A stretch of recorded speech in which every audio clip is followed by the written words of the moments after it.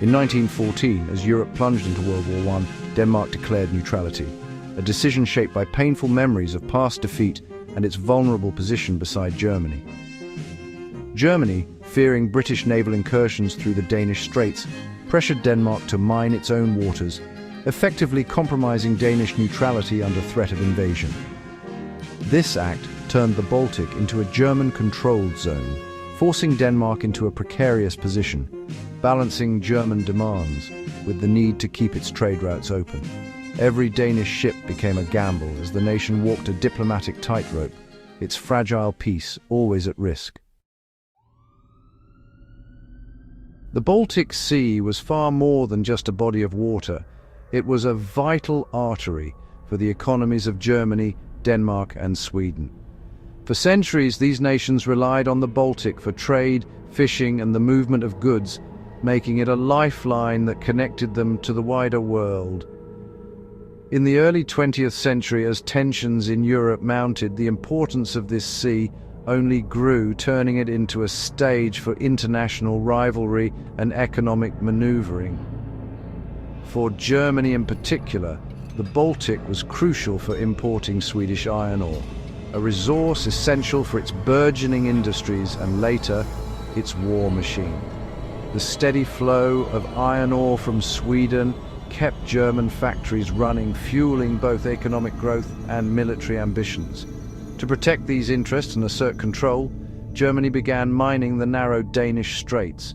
This strategic move created a dangerous choke point, giving Berlin the power to monitor and restrict neutral trade. Every merchant vessel passing through was subject to intense scrutiny, as German naval patrols searched for contraband and enforced a strict blockade. The result was constant delays for Danish and Swedish ships, whose crews endured long waits and invasive inspections. These interruptions not only disrupted commerce, but also bred deep resentment, as neutral nations saw their sovereign rights repeatedly violated by foreign powers. Meanwhile, Britain's distant blockade of Germany in the North Sea added another layer of difficulty. The British Navy's efforts to cut off supplies to Germany forced neutral countries to navigate a perilous path between two economic giants, each determined to bend the rules of neutrality to their own advantage. Both sides exerted relentless pressure on Denmark and Sweden. Germany demanded a steady flow of goods to support its industries, while Britain insisted on strict restrictions to prevent supplies from reaching its enemy.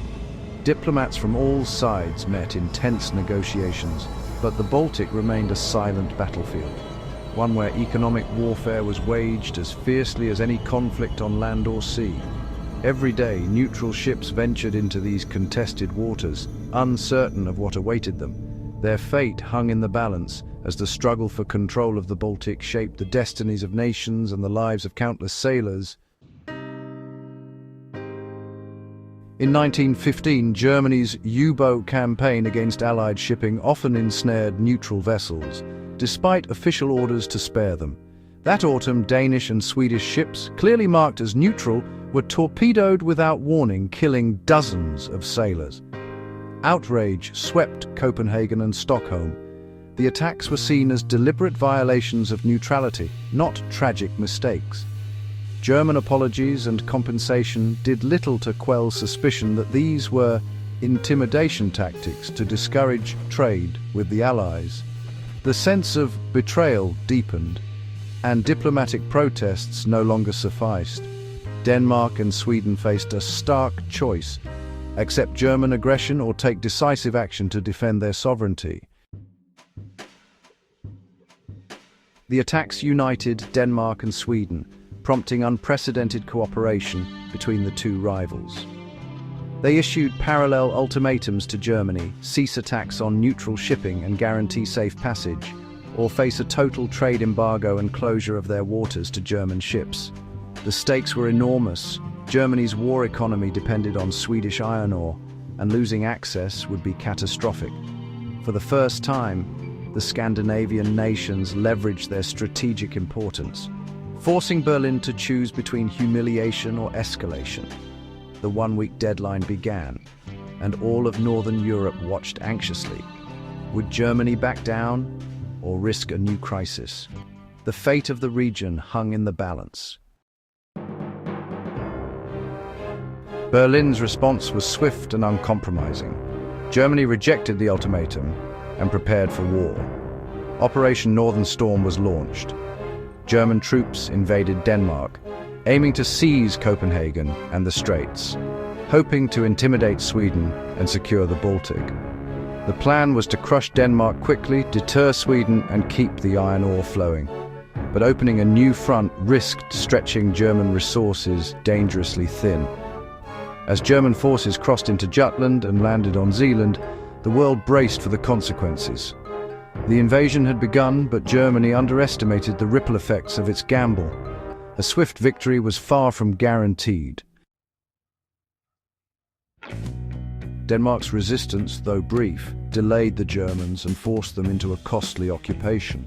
German divisions meant for other fronts were now tied down, guarding Denmark and its long coastline, draining resources and manpower. Supplying a new front strained Germany's logistics, causing shortages elsewhere and angering commanders on the Western Front. The occupation created new vulnerabilities, as the German Navy had to defend hundreds of extra miles against possible British attacks. What was meant as a quick operation became a strategic liability. Germany's war machine, built for two fronts, was now stretched across three. The cracks in German strategy began to show. The Allies seized the opportunity. Germany's focus on Denmark weakened its lines in France and Russia. British and French commanders accelerated offensives, exploiting thinner German defenses. On the Eastern Front, Russia launched the Brusilov offensive earlier, devastating Austro-Hungarian forces while Germany was distracted. The British Navy tightened its blockade, and the threat of Allied landings in Denmark forced Germany to commit even more troops to coastal defense. Every new commitment in Denmark weakened Germany elsewhere. The Danish gamble backfired, shifting the balance of power. The Allies pressed their advantage relentlessly. Germany's invasion of Denmark in the early 20th century was meant to send a clear message to the rest of Scandinavia, especially Sweden. However, this bold move backfired spectacularly. Instead of intimidating Stockholm and forcing Sweden into submission, the invasion had the opposite effect, sending shockwaves throughout the region and uniting the Scandinavian countries against German aggression. Sweden, which had long maintained a policy of neutrality, suddenly found itself at a crossroads. The government responded swiftly and decisively, halting all trade with Germany, closing its territorial waters to German ships, and cutting off the vital iron ore supply that Germany desperately needed for its war machine. This bold stance not only isolated Germany but also inspired neighboring countries to take a firmer stand. The Baltic Sea, once considered a German stronghold and a crucial artery for their military and economic ambitions, quickly transformed into hostile territory. Swedish and Allied patrols now dominated these waters, making it increasingly dangerous for German vessels to operate. Sweden pivoted to the Allies, forging new trade agreements and opening its ports to Britain, France, and Russia. Swedish iron ore, timber, and manufactured goods now flowed to the Allied powers, strengthening their war effort and providing much-needed resources for their industries and militaries. British merchant ships, now protected by the Swedish Navy, arrived regularly to collect these valuable resources. The very materials Germany had fought so hard to control were now fueling the Allied war machine, turning the tide of the conflict in their favor. As a result, German industry began to starve. Steel and munitions production plummeted just as Allied offensives intensified on multiple fronts. Factories that once hummed with activity now stood silent, their machines idle and their workers uncertain of the future. The loss of Swedish resources was a decisive blow to Germany's war effort. Mines and railways that once supplied the Reich now stood abandoned or redirected, symbolizing a dramatic shift in the balance of power. Sweden's shift from neutrality to active Allied partner marked a true turning point in the war, reshaping alliances and altering the course of history in Northern Europe. By the spring of 1916, Germany was on the brink of collapse. Its once mighty army was stretched thin across multiple fronts, soldiers exhausted and morale at an all-time low. The nation's industry, once the engine of its war effort, was now starved of resources, with factories standing idle and workers left with nothing to do.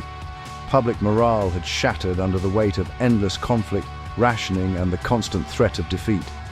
Allied offensives on the Western Front, combined with a relentless Russian advance in the east, overwhelmed both German and Austro-Hungarian forces. The Central Powers found themselves fighting a losing battle, unable to halt the tide of enemy troops pressing in from all sides. The closure of the Baltic Sea and the loss of vital Swedish iron ore shipments crippled German war production. Without these essential resources, the factories that remained open could barely function, and the military's supply lines grew dangerously thin. At home, the situation was dire. Food and fuel shortages led to long lines in the cities, with families struggling to find enough to eat or keep warm. Civil unrest simmered as the population grew increasingly desperate, and the quick victory in Denmark now seemed a hollow achievement, offering little comfort to a nation in crisis.